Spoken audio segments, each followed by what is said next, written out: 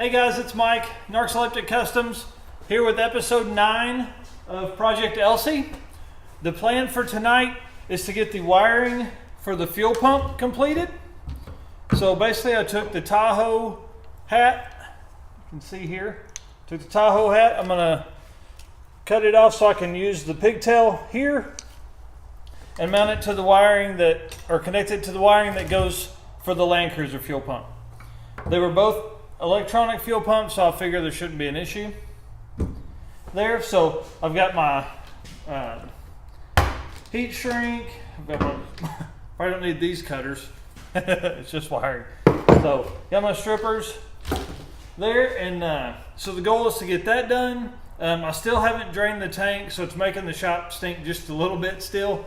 So I'm gonna get it drained tomorrow. I'm gonna pick up a 5-gallon bucket and I guess just store it in the shed. I don't know where to take old gas, so I'm gonna do that.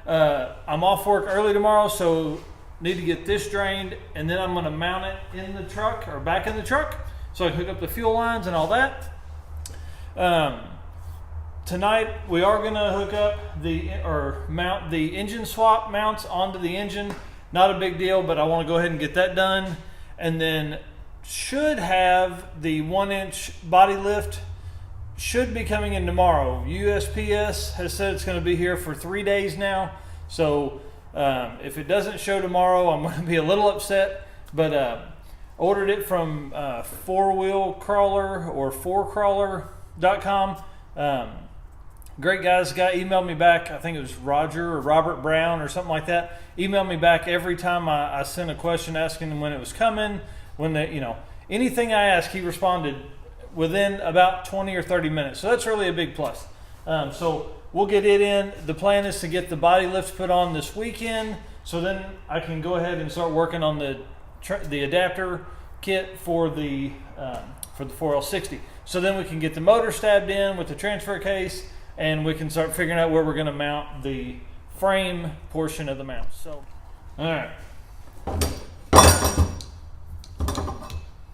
get that out of the way. I'll cut these as far back as I can. I'll have as much to work with as possible. So, set that over there. Go ahead and get these stripped.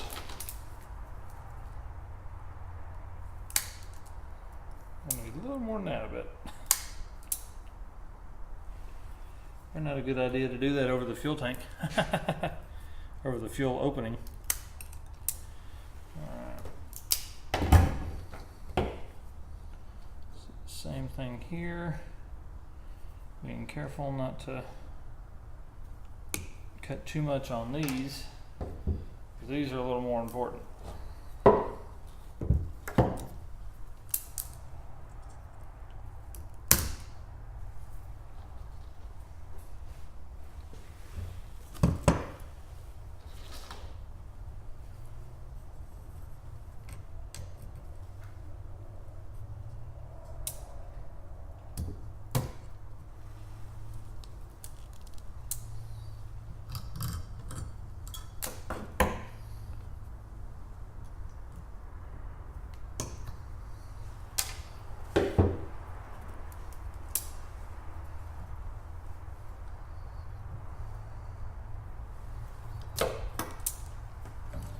Angle's not very good.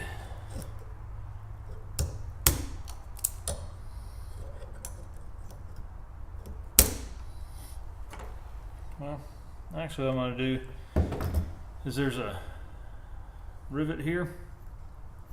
So I'm going to drill that out, and I'll just put a new one in with this ground wire. That way I don't have to connect it. So.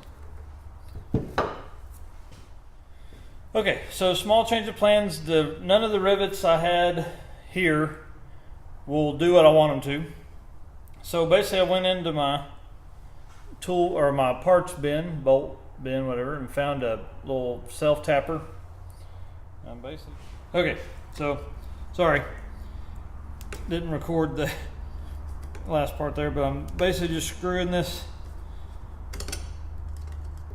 in here so I know that it gets a good seal. So now that the ground is in there connected, I think I'm going to drill out this piece here. That way I can just mount this power wire directly to this instead of soldering these and shrink wrapping them. So that way it's a little better connection. So I'm going to work on that right now. One good reason to do that is you can see the corrosion there. So now I can go in and sand that down and get it nice and get metal on metal here for the connection. So I'll work on that right now. All right, so power side's on, ground side's on. Now we got to just wait on me for tomorrow to get the gas drained out of here. So let's get on to the engine mount. Okay, so gonna kind of watch over my shoulder here on this one. So pretty simple. Again, these are the Dirty Dingo LS swap mounts. LS swap mounts that are made for basically like a street rod setup. I thought I was ordering them specifically to mount to the Land Cruiser because that's what it said in the deal, but that was not the case. So anyways, passenger side to the front. So P goes to the front. Obviously I have the bolt still in here from when we took the motor mounts off the other day. So I'll get these removed.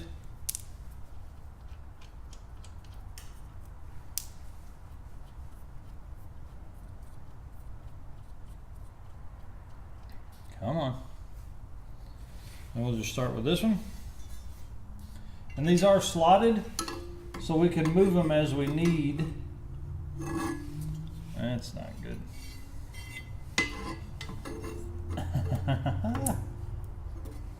Alright. We're going to have to unplug this AC line, or AC fitting, so we can get this thing started. And the oil line here.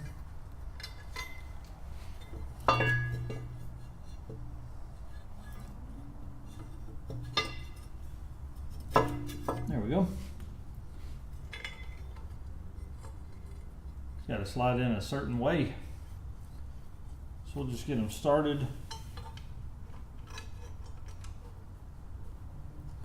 For this second, and then I'll go in and tighten them up here in just a minute. So even though it's nice that they are adjustable, with the AC compressor here, I doubt there's going to be much adjustment on it. We're almost all the way to the front of it, and then I'm up against the of course. Sorry, so these bolts are 15 millimeter and I grabbed a 9/16. So let's get you a shot in there with this bolted in. So you can see the mount here will come out, and there'll be a piece that mounts to the frame that will sit under that with a bushing on it. Let's do the driver's side. So again, over the shoulder, while I get these out,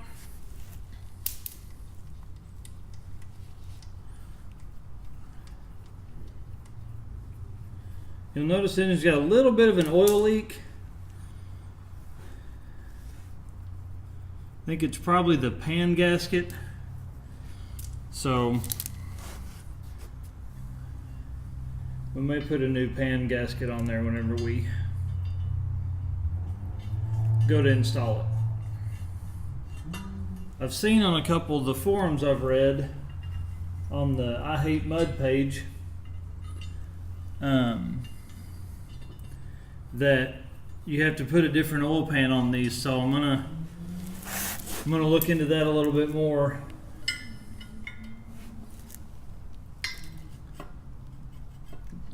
Tomorrow or the next day, whenever I get a little bit of time. Come on.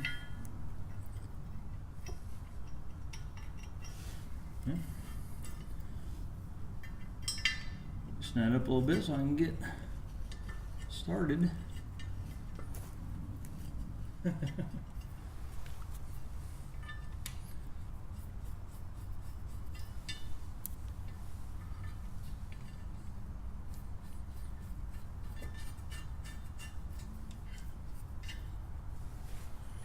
right, so let's get this tightened up.